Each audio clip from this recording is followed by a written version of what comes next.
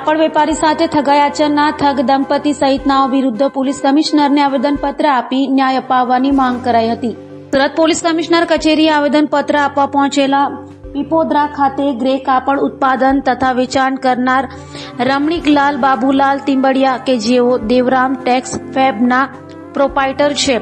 તેઓએ જણાવ્યું હતું કે આરોપી આશીષ નવલકુમાર સુરેકા, સ્નેહા આશીષ સુરેકા તથા અંજુ સંદીપ કેડિયા, સુરેન્દ્રકુમાર પોદ્દાર, યશ બંસલ, સંદીપ બંસલ અને પારસ રાઠોડ નાઓએ એકબીજાના મેળા પીપળામાં તેઓને વિશ્વાસમાં લઈ તેઓ પાસેથી કરોડો રૂપિયાનો માલ ઉધારીમાં લઈ જઈ અને અન્ય વેપારીઓને અપાવી તે રૂપિયા પોતે વાપરી નાખી ઠગાઈ આચરી હતી। હાલ તો રમણીકલાલ તિંબડિયાએ ન્યાય અપાવવા પોલીસ કમિશનરને રજૂઆત કરી છે। આજે રજૂઆત કરવા એટલા માટે આવ્યા છીએ કે જે લોકો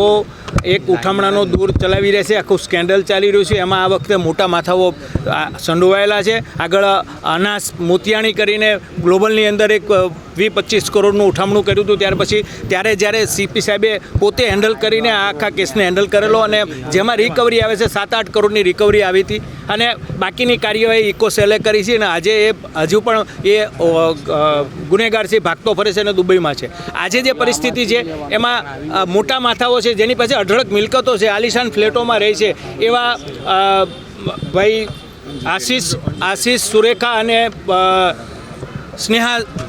સુરેખા અને અંજુ કેડિયા એમ 3 જ લોકો આમાં સામેલ છે અને બાકીના બીજા અમે આની અંદર જોઈન્ટ કર્યા છે કે જેની પાસે મિલકત છે છતાં પણ પ્રી પ્લાનિંગથી આટલું મોટું ઉઠામણું કર્યું છે, જેનો ભોગ વિવર્સો બન્યા છે। નિર્દોષ વિવર્સોને ન્યાય માટે અમે સીપી સાહેબને આવ્યા છીએ કે જેમ આગળ પણ હેન્ડલ કર્યું તેવી રીતે સીપી સાહેબ એના હાથમાં લઈ અને આ કેસને હેન્ડલ કરે તો આવનારા દિવસોની અંદર આ એક વેપારનો તંદુરસ્ત વેપારનો જે માહોલ છે એ ડોળવાનું કામ જે આવા લોકો કરી રહ્યા છે એને કડક હાથે ડામી દેવાય। ઇન્ચાર્જ સીપી એનો કારભાર, જેને ભાઈ કારભાર છે એ જ લોકો આમાં કામ કરવાના છે અને હું આશા રાખું છું કે જમીર સાહેબ છે એનો નિકાલ કરશે। Okay, thank you.